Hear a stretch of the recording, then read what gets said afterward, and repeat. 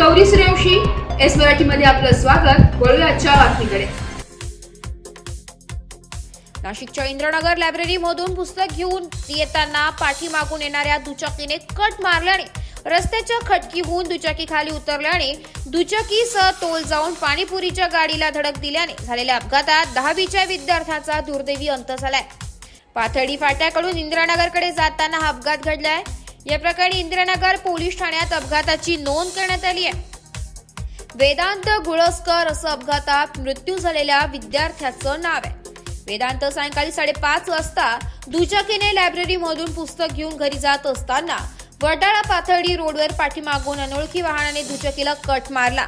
यामुळे वेदांत दुचाकीसह तोल गेल्याने दुचाकी रस्त्याच्या खटकीहून खाली उतरली.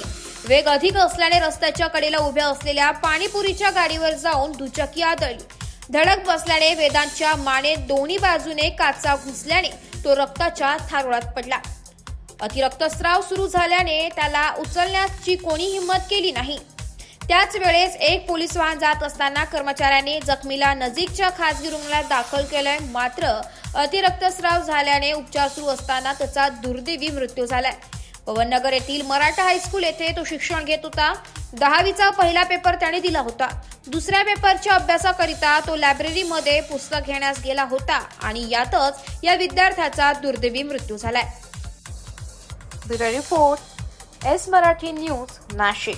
अशाच नवीन ताज्या घडामोडी जाणून घेण्यासाठी आमच्या एस मराठी न्यूज चॅनलला लाईक करा, शेअर करा, सबस्क्राईब करा आणि बेल आयकॉनला क्लिक करायला विसरू नका.